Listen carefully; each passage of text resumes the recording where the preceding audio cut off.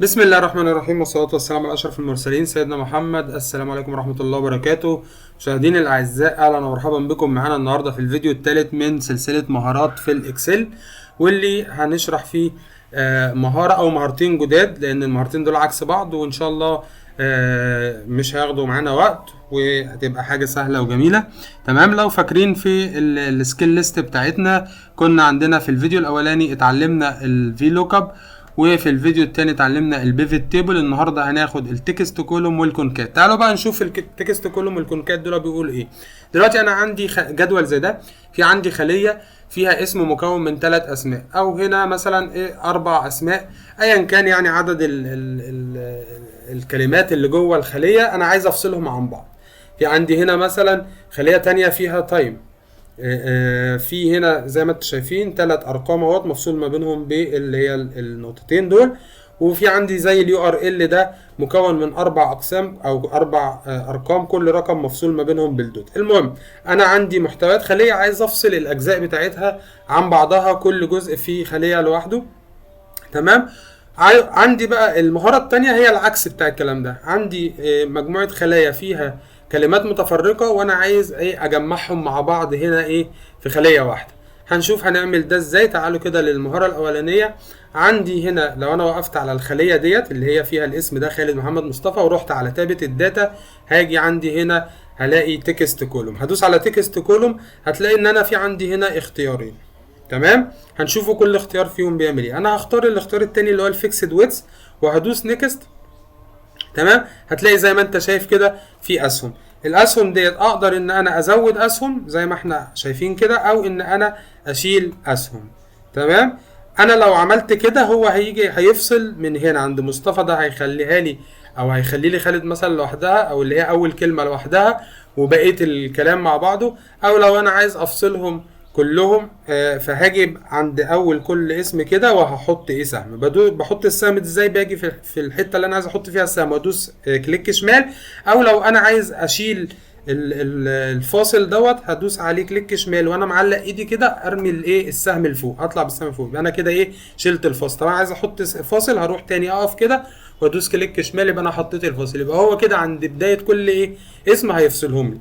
بس خلي بالك عشان هيحصل لقطه هنا. تعالى اما اوريك ايه اللي هيحصل. هنقول له فينيش. تمام. ونشوف ايه اللي هيحصل. هو هنا بيقول لي ايه there is already data here do you want to replace it، يعني بيقول لك ان في داتا في الكولومز اللي جنبيها، عايز انت تعمل لها ريبليس. هقول له اوكي. بص اللي حصل ايه، هو فصل لي خالد عن محمد عن مصطفى، لكن اللي حصل ان هو رمى الداتا اللي عايز يفصلها على الكولومز اللي جنبه، فبالتالي كان في داتا هنا، الداتا دي اختفت. تمام. طب انا مش عايز ده يحصل، يبقى انا المفروض اعمل ايه؟ هدوس كنترول وزد. تمام. عشان ارجع تاني وهعمل. انا دلوقتي عايز كام كولوم؟ انا عايز اول اسم هينزل هنا، الاسم التاني هنا، التالت هنا، بس انا هزود واحد رابع، لان انت لو اخدت بالك هنا ان محمد محمود عبد القادر، ما بين عبد وما بين القادر في ايه سبيس، فانا هيبقى عندي 4 كولوم. يبقى انا عايز ازود 3 جنب ده، يبقى هاجي كده اعمل انسيرت ال3 كولوم عشان خاطر ما يعملش ريبليس للداتا دي، عشان الداتا دي ما تضيعش. فهاجي بقى اعمل كده. طيب انا دلوقتي عايز، يعني انا دلوقتي لو رحت عملت اللي انا عملته دلوقتي، هعمل تكست كولوم وهختار فيكسد ويدث واقول له نيكست، وهقول له حط لي الفواصل من هنا. هجيب بس هو داخل على من بعد الميم، لا انا هجيبه قبل الميم هنا، وهنا هجيبه قبل الميم. تمام. وهقول له ايه فينيش. هيعمل بيقول لي اوكي، عايز ريترابليس، هقول له اوكي، فجاب لي خالد ومحمد ومصطفى. كذلك انا لو عايز اعمل هنا، تمام، هعمل برضو نفس القصة. هتقول لي طب هو هل انا بقى كل شوية هقعد امسكهم اسم اسم؟ اقول لك لا يا عم صبرك عليا. هاجي بس اجيب الفواصل عند الاماكن اللي انا عايزها كده. تمام. وهقول له فينيش اهو. هتلاقي ايه، هقول له اوكي، هتلاقي ايه جاب لي هنا الدنيا تمام. طبعا هنا مكان الفواصل بس هو اللي فيه مشكلة، عشان كده جاب لي الميم بتاعت محمود هنا، وعبد القادر جاب لي الالف جنبيها. ما علينا من القصه دي، انت فهمت القصه. طب انا مش عايز كده، انا هدوس كنترول وزد تاني عشان ارجع للاول. انا عايز اللي انا اعمله مره واحده يتطبق على الكولوم كله. يبقى انا هختار الداتا كلها اللي انا عايز اطبق عليها. تمام. ونقول له تكست كولوم، نقول له تكست كولوم، ونقول له انا المره دي مش هختار فيكسد ويتس، بس تعالى اما اوريك انا ليه مش هختار فيكسد ويتس. لو انا اخترت فيكسد ويتس وقلت له نيكست، جيت احط الفواصل بتاعتي، طيب هتلاقي ان انا عندي الكلام العربي مش زي الانجليزي، عدد الحروف في كلمه او في اسم اكتر من عدد حروف كلمه تانية. فلو انا حطيت فواصل هنا هتلاقي فاصل قاطع يعني مظبوط، وفاصل قاطع الاسم من النص. هنا هتلاقي نفس القصه، هتلاقي بص هنا الفاصل ده هيفصل لي محمد بتاعت خالد مظبوط، لكن اللي بالانجليزي هيفصله لي من النص. فبالتالي انا مش هختار الطريقه دي، هدوس باك وهختار الطريقه الاولانيه اللي هي الديليمينيتد دي، وهقول له نيكست. هنا هتلاقي بقى اختيارات الفواصل بتاعتك، انت عايز تختار فاصل عن انهي طريق. انا دلوقتي ما بين الاسم والاسم في ايه؟ في سبيس صح، فانا هفصل عن طريق السبيس، فانا هقول له تعالى عند كل سبيس وحط لي فاصل. هتلاقيه بص هو ظابطها لك بالظبط. تعالى بقى نقول له فينيش، هتلاقي هقول له اوكي، هتلاقي اهو خالد محمد مصطفى، الانجليزي خالد محمد مصطفى. بردك تيجي عند محمد محمود هتلاقي الفواصل مظبوطه، بعد كل سبيس حط لي فاصل وقام ايه فاصلهم لي كده عن بعضهم، كل كلمه في كولوم لوحده. تعالى بقى هوريك حاجه تانية برضو. هنا انا هنعمل انسيرت، انا عايز افصل الكولوم ده، بس انا هاخده كوبي وهحط الداتا دي هنا زي ما هي عشان اوريك حاجه. تعالى بقى نعمل تكست كولوم.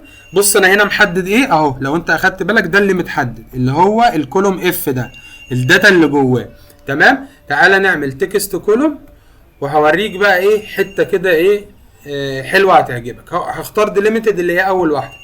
بص انا هنا هفصل، هنا مفيش سبيس صح. طب ايه الفاصل اللي ما بين الارقام؟ اللي هي النقطتين اللي فوق بعض دول صح كده. بص اول ما احط النقطتين هنا هتلاقيه عمل لك اهوت ايه كل رقم في كولوم. بس انا مش عايز كل دول، انا عايز الكولوم اللي في النص، او عايز اللي هي الدقايق مثلا. فهقوم جاي دايس واحده نيكست كمان، هقول له ده دونت امبورت خلاص، وده دونت امبورت، يعني ما تجيبليش ده ولا تجيب لي ده، هات لي اللي في النص بس. اللي في النص بقى تقدر تجيبه جنرال او تجيبه تكست، يعني ممكن انت تختار الفورمات بتاعه وتقول له ايه فينيش، هتلاقيه اهو. بص هنا جاب لي اللي في النص بس اللي هي الدقايق. بص هنا كان 8 0 0 فجاب لي الزيرو زيرو اللي في النص، هنا كان 7 59 فجاب لي هنا ايه 59. انا لو مش عايز اجيب محتويات كولوم فيهم بعد ما افصل اقول له ايه دونت امبورت، مش هيجيبهولي. وهتلاقيه عشان انا قلت له دونت امبورت للكولوم الاولاني ودونت امبورت للكولوم الثاني، فهتلاقيه ايه ما عملش ريبليس للداتا اللي هنا. طيب دلوقتي انا في الفاصل اللي ما بينهم الدوت دي، فانا برضو نفس الطريقه هحدد عليهم كلهم كده، واروح على داتا على تكست كولوم وهاجي على ديليميتد وهقول له المره دي افصل لي عن طريق الدوت. يبقى انت ممكن تقدر تختار الايه الفاصل. انا اول ما حطيت له الدوت هو هنا مش هيجيب لي الدوت، هو هيجيب لي كل رقم فيهم في عمود ولكن مش هيجيب لي الدوت. هقول له فينيش اهو، هتلاقي دي 192 شال الدوت خلاص، حط 168 وشال الدوت واحد وايه وشال الدوت الاخيره وحط ايه. هتلاقي بقى كل ايه كذلك الكلام ينطبق على الايه على الخلايا اللي تحتيها واللي تحتيها وهكذا. ده كده بالنسبه لموضوع فصل الايه فصل محتويات خليه. نيجي للعكس بتاعها. انا دلوقتي عايز اجمع، هم عندي الخلايا او المحتويات مفصوله في كولومز جنب بعضيها، انا عايز اجمعهم تمام. فعندي طريقتين، في ان انا ممكن اقول له يساوي، في هستخدم معادله اسمها كونكات، دي طريقه اسمها كونكاتينيشن يعني التجميع. هعملها بالطريقتين قدامك. انا دلوقتي عايز اجمعهم بس كل اسم، انا دلوقتي هدوس اسكيب معلش هشيل يساوي دي، وانا دلوقتي هجمعهم يعني خالد ومحمد ومصطفى. طيب تعالى نجمع وبعدين اقول لك التركه اللي انا كنت عايز اقول لك عليها. هقول له يساوي كونكات، في عندي كونكاتينيت دي المعادله، بيقول لي تكست 1 و2 و3 انتر، بتحط الخلايا اللي انت عايز تجمعها مع بعض بتفصل ما بينهم بكوما وهو هيجمعهم مع بعض. انا هقول له عايز ده كوما تمام، وعايز دي تجمع لي ده وكوما وتجمع لي ده اهو وكوما وجمع لي ده. انا هختار دي كمان معايا رغم ان هي فاضيه عشان لما نيجي ننزل على الاسمين الاخرانيين في هنا الخليه دي، فلما اجي اشد المعادله تيجي معانا. هقفل بقى القوس بتاع المعادله وهقول له انتر اهو جاب لي الايه الاسم. ولكن في هنا تركايه انت ما خدتش بالك منها، او ممكن تكون انت قوي الملاحظه واخدت بالك، هتلاقي خالد ومحمد ومصطفى لازقين في بعض، مفيش سبيس ما بينهم. طب انا عايز احط سبيس، اقدر اجي في خليه فاضيه هنا وادوس على المسطره، يبقى انا كده حطيت سبيس جوه الخليه، وكل ما بين كل اسم والتاني هحط الايه الخليه دي. فتعالى بقى نعمل كده تاني. هاجي هنا، تعالى بقى نمسح ونعيد تاني من الاول. هقول له يساوي كونكاتينيت، هفتح المعادله، هقول له بقى هات لي خالد وهعمل كوما، واقول له حط لي السبيس دي، هختار الخليه اللي فيها السبيس دي واثبتها باف 4 علشان لما اجي اسحب المعادله تنطبق معايا على كل الايه الاعمده او كل الصفوف بتاعتي. هقول له كوما، هات لي ايه بعديها محمد، وبعد كده كوما، حط لي تاني السبيس دي تاني، وهقول له ثبتها لي باف 4 وهحط كوما، وهقول له هات لي مصطفى، وبعدين هحط كوما، وبعدين هقول له هات لي السبيس دي تاني وثبتها لي باف 4، واخر حاجه هقول له هات لي الخليه دي، واقفل القوس بتاع المعادله وادوس انتر. هلاقي خالد ومحمد ومصطفى جايين وفي بينهم سبيس. اجي بقى اسحب المعادله لتحت، هيجيب لي اهو ادي 2 ادي 3 ادي 4 اهو، جمع لي الاسم الانجليزي وجمع لي الاسم اللي بعديه اللي بالعربي، بعد كده ايه جمع لي تاني اخر اسم اهوت. هتلاقي ايه الدنيا ماشيه معايا مظبوط. مصطفى دي بس كده ناقصها ايه، تمام، هتلاقي الدنيا ايه كده تمام. ده بالنسبه للاسم، انا هفصل ما بينهم بسبيس. طب انا عايز اجمع بقى اليو ار ال ده زي هنا، زي ما كان محطوط هنا، احنا عايزين بقى نجمعه هنا بس ايه عن طريق الدوت. فاقدر اجي هنا في خليه فاضيه، تمام، واحط الدوت دي واجي اجمع هنا. احنا الطريقه الاولانيه استخدمنا معادله كونكات، هعمل نفس اللي انا عملته بس باستخدام طريقه تانية اللي هي طريقه الاند. طريقه الاند دي اللي هي شيفت و7، اللي هي السبعه اللي فوق الحروف، تمام، هتعمل لي اند. هاجي اقول له الكلام ده ازاي، هقول له اهو هات لي الخليه دي اند شيفت و7 اهو، هات لي بقى الخليه اللي فيها الدوت وثبتها لي باف 4، وهقول له اند تاني شيفت و7، هات لي بقى الخليه دي واند تاني، وهات لي الدوت وثبتها لي باف 4، واند تاني، وهات لي الواحد، وبعد كده اند، تمام، الخليه دي وثبتها لي باف 4 واند، وهنجيب اخر خليه معانا وهندوس انتر عليها اهوت، جمعها لي 192.168.1.1. هسحب المعادله كده لتحت اهوت، هلاقيها ايه اتطبقت معايا على اللي تحتيها، هتلاقوا 192.168.0.1 وكذلك ايه على الخليتين اللي بعديها.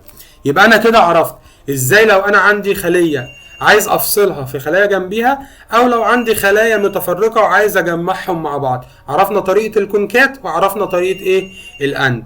اشوفكم في فيديو جديد، والسلام عليكم ورحمه الله وبركاته.